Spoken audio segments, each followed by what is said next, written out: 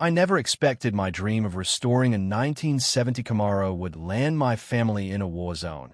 And yet, here we were, nestled in the crosshairs of a vendetta neither of us asked for.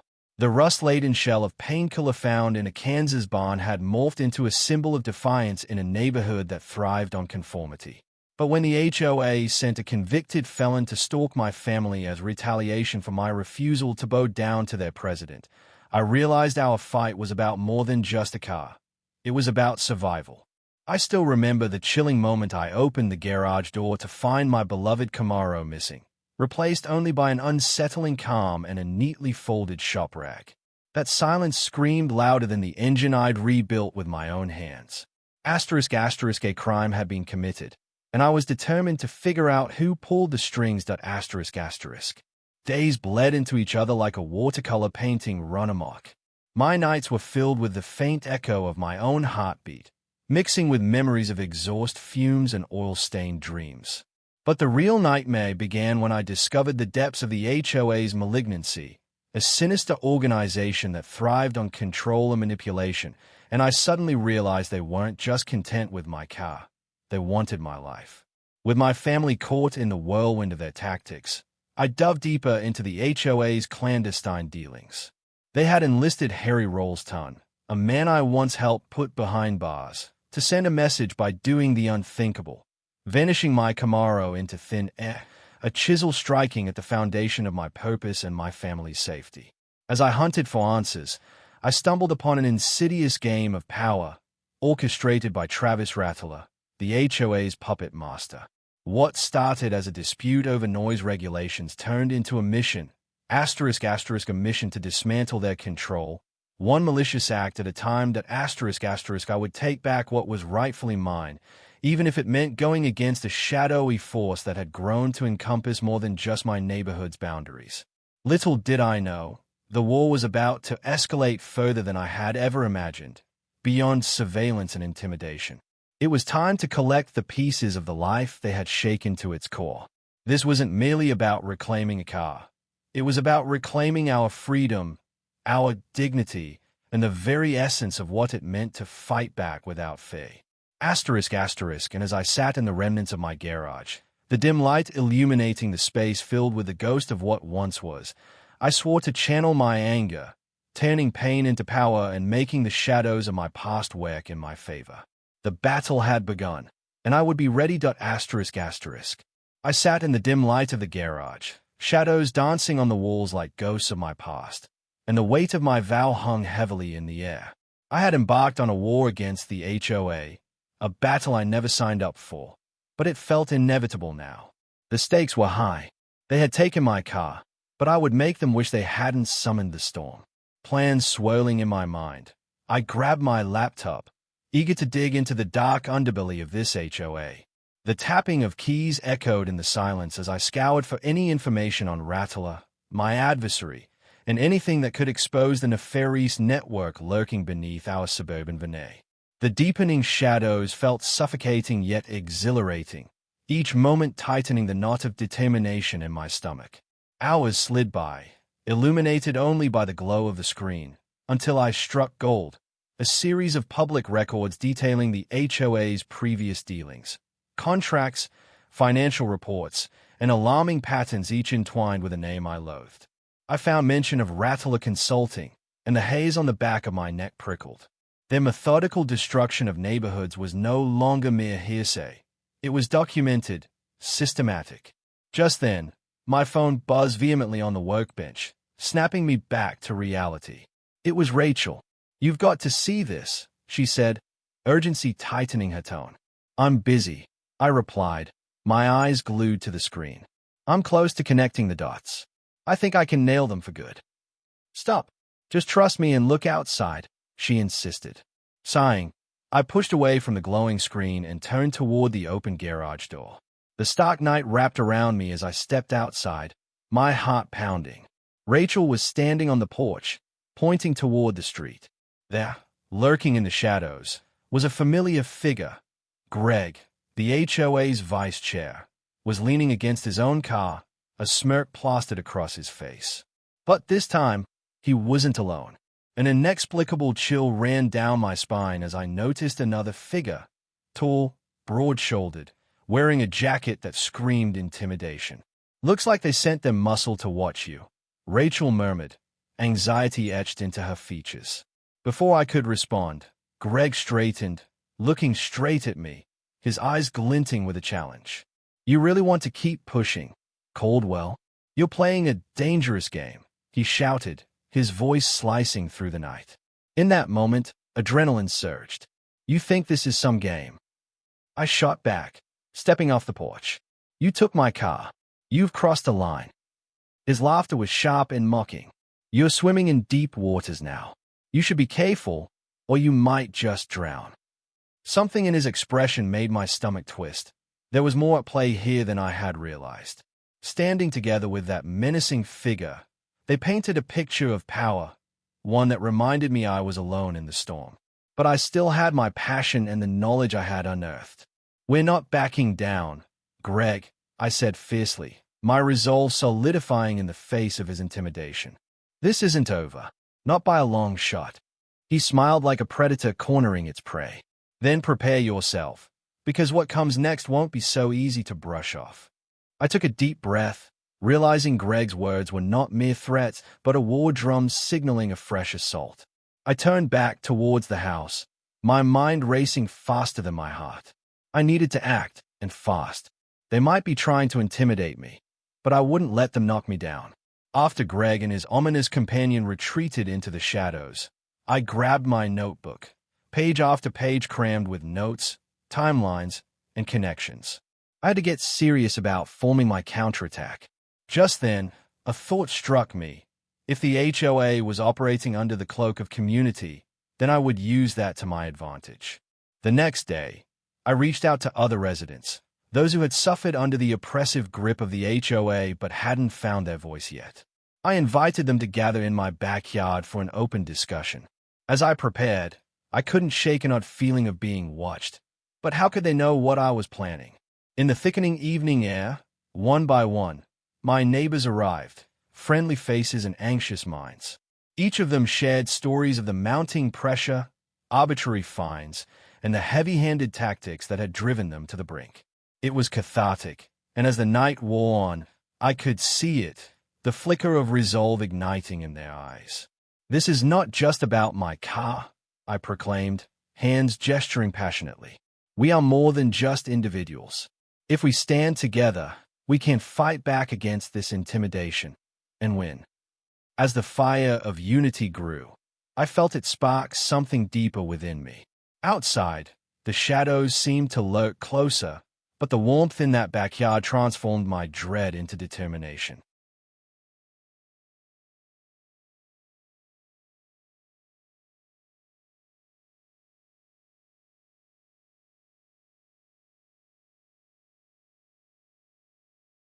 Then, just as I was about to take action, a sudden noise pulled our attention away.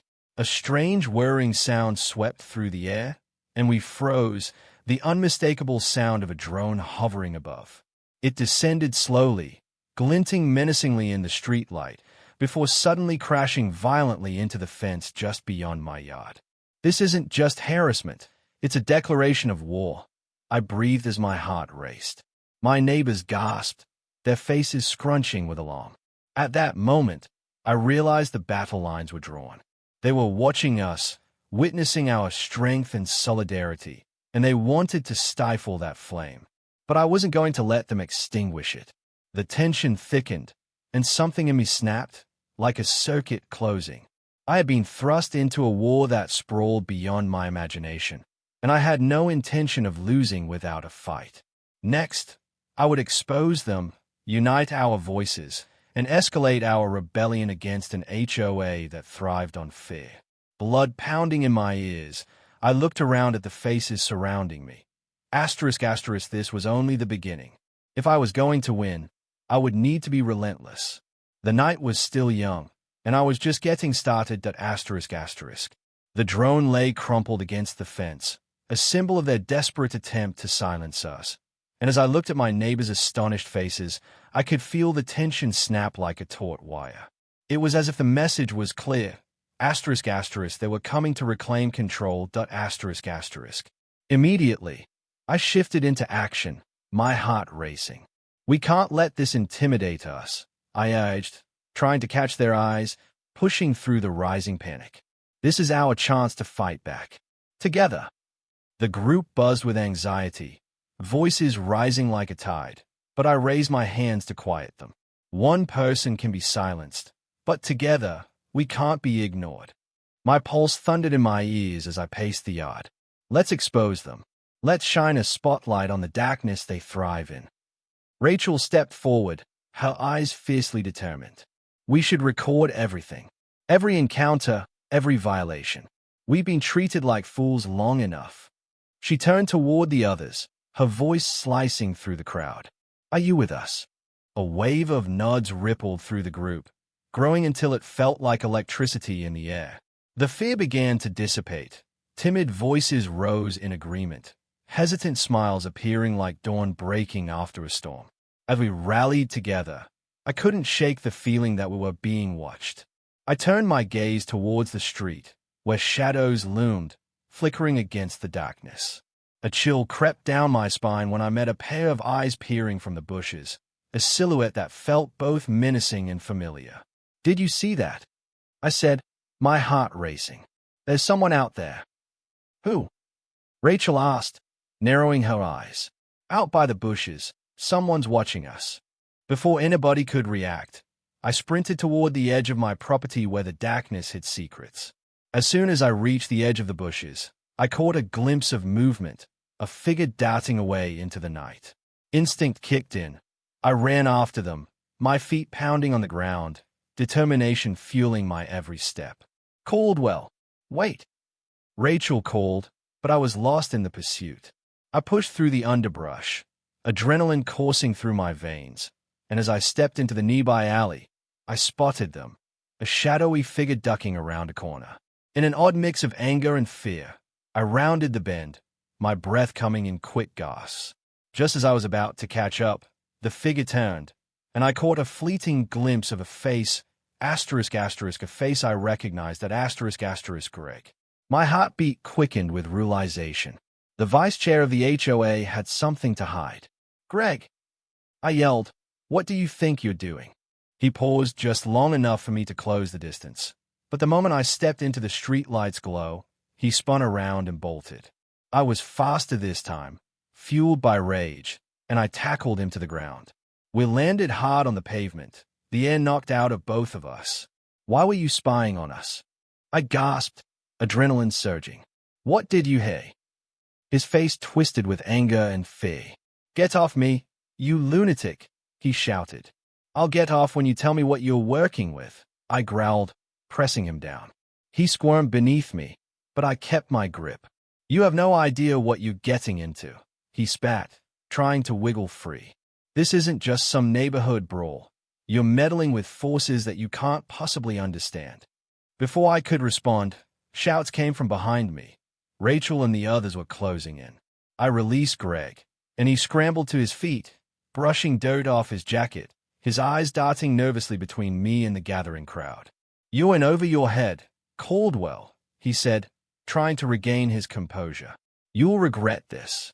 Maybe you're the one who should worry, I shot back. You're clearly not as untouchable as you hoped. Just as I straightened, adrenaline still thrumming in my veins, something glinted in Greg's hand, a small object I hadn't noticed before. My alarm bell rang when I recognized it, a flash drive. What's on that? I demanded, stepping closer. Is it evidence? More threats? Greg smirked, full of his misguided confidence. You think you have control now? You have no idea what's coming for you. He turned quickly, disappearing into the growing shadows, leaving me with a sense of dread and determination coiling in my gut. I turned back to the group, who were still processing what had just occurred. This isn't over. This is just the beginning. I yelled, letting my voice carry the charge building inside me. We'll take this fight to them. We won't back down. Rachel stepped closer, concern etched on her face. You sure about this? We're going to be pushed hard, and we need to be ready. I've never been more sure of anything in my life, I said, trying to quell the storm of anxiety swelling inside. If we can get our hands on what's on that drive, it may turn the tide in our favor. It might be exactly what we need to expose them. As the crowd began to buzz with renewed purpose, I pulled Rachel aside. Can you reach out to Miriam? We need her connections with the media. This is to go public. Consider it done, she said, her resolve echoing mine. And as we stood there under the blanket of night, I felt the fire of our collective fight burning strong. We were no longer just a group of neighbors. We were warriors united by our shared plight against a corrupt system, determined to reclaim our power. Just then, the shadows shifted, and in the back of my mind, I felt the haunting presence of the HOA looming closer, a predator circling its prey. But I didn't care. I would face whatever darkness awaited us. I was ready to take the fight to them, one way or another, because this was our story, and it had just begun. The night hung heavy with tension, the air thickening like fog as we stood united in my backyard. I could feel the electricity of our resolve crackling around us, weaving through the gathered group. We had experienced a taste of power, and now all that remained was to harness it. I glanced at Rachel, who was pacing, her phone pressed to her ear. "Miriam's on board," she said, her face lighting up with hope. "She'll come by in the morning to discuss our next steps. If we can get this on the news, it might force the HOA to change their tactics." As the adrenaline faded, a creeping realization settled in. This was more than a neighborhood scuffle. This was becoming a movement, but with that recognition came a gnawing fear. What if we stirred the hornet's nest too much? What if they retaliated? I couldn't shake the unease as we dispersed for the night. My neighbors floated home, their faces alight with renewed hope, but shadows of worry clung to their brows. My pulse drummed in my ears, secrets of the night whispering promises and warnings. Back inside, I pulled out the flash drive I had taken from Greg. It felt heavy in my hand, laden with the potential to change everything. I plugged it into my laptop, the screen illuminating the darkened room. I had to know what Greg was hiding. A folder opened, and within it lay another that read Project Neighborhood. My heart raced. I clicked, and one by one, files began to reveal a chilling narrative. The HOA had been plotting to develop our properties, turning them all into upscale condos. Their aim was to drive out those who resisted, framing it as community improvement while fattening their own pockets. Just then, a notification pinged on my phone. It was Rachel. "Something feels off," she texted. "I saw a car parked outside. Been there for too long. Keep an eye out." "Okay." I felt a shiver trace my spine as I climbed to the window, peering through the curtains. A dark sedan sat quietly across the street, engine running, driver hidden in the gloom. Sweat prickled my skin. This was more than a simple intimidation tactic. They were preparing to make their move. Suddenly, I noticed a flash of light from the car. It was as if someone was taking pictures of my home, of me. Heart racing, I backed away from the window. They were already monitoring us. Grabbing my phone, I texted the group in an urgent frenzy. We need to meet. Now. Minutes ticked by in oppressive silence until a knock rattled my door. My heart thundered as I opened it to find Rachel, her eyes wide with fear. "You felt it too, didn't you?" she whispered urgently. I nodded and gestured for her to come inside. "We need everyone on alert. Something big is happening." As we quickly called our neighbors, each of them arrived with faces painted in worry. But beneath that fear was a flickering sense of determination. "What do we do?" one neighbor asked, his voice trembling. "We take a stand," I declared, pacing the room, fueled by urgency. "We can't let them push us around. This is our home, and we won't let them take it." I opened my laptop, revealing the damning evidence from the flash drive. Gasps filled the room as they scrolled through the documents. I felt a sense of unity blossom among us as we shared our disbelief at the audacity of the HOA, but with it came an understanding of the strength we could wield together. The moment hung heavily, charged with potential, until one neighbor spoke up hesitantly. "We need to go public. We need to confront them head-on." If they think they can intimidate us into silence, they are sorely mistaken. The fire ignited in our hearts again, and I could see it building into something unstoppable. The plans formed rapidly. Meet at Miriam's office in the morning and gather evidence to present to the newspaper. But just as we prepared to rally, another notification lit up my phone. The text from Rachel earlier was replaced by a chilling message. Asterisk, they are here. Asterisk. The room fell silent. A collective gasp echoed through us as the weight of a message settled like a stone in our chests.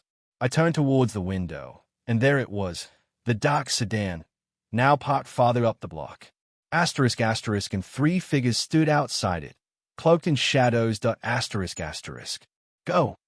I shouted, urgency clawing at me. Everyone, to the back. We rushed to the back entrance, our hearts racing as we tried to keep our composure. We needed to regroup and rethink our approach. Once outside, we huddled together, breaths coming in bursts of panic. What do we do now? Another neighbor asked, the fear evident in his voice. We separate, I instructed, my mind racing. We need eyes on them.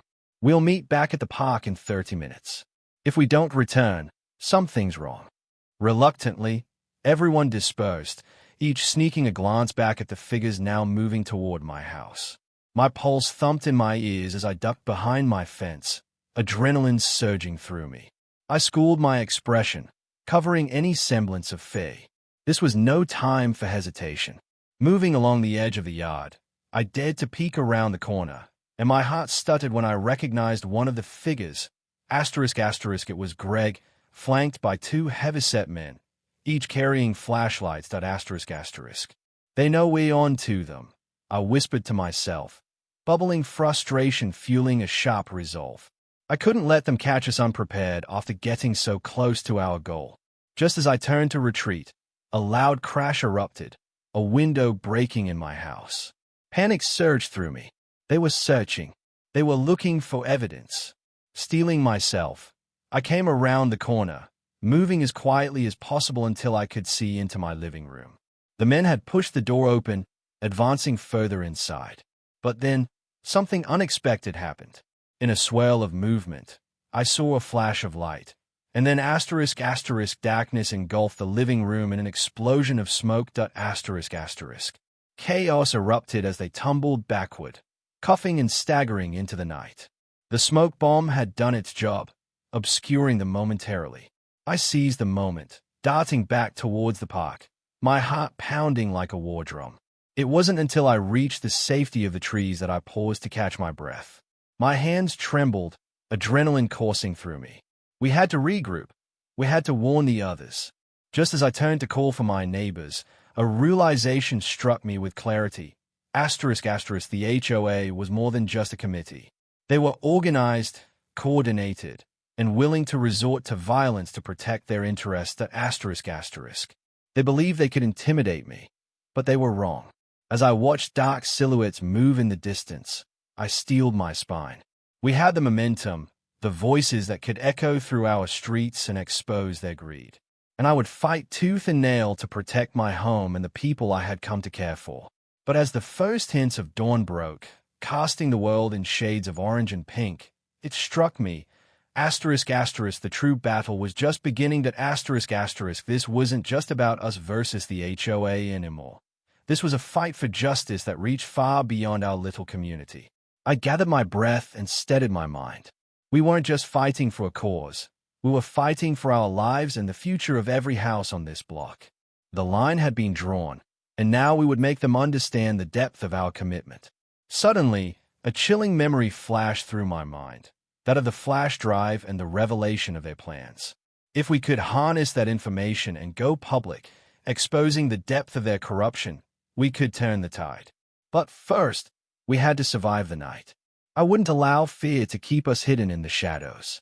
I would gather my neighbors, rally their spirits, and together, asterisk, asterisk, we would rise and confront the storm head-on. Asterisk, asterisk. They know we're on to them, I whispered to myself, bubbling frustration fueling a sharp resolve. I couldn't let them catch us unprepared after getting so close to our goal. Just as I turned to retreat, a loud crash erupted, a window breaking in my house. Panic surged through me. They were searching. They were looking for evidence. Steeling myself, I came around the corner, moving as quietly as possible until I could see into my living room.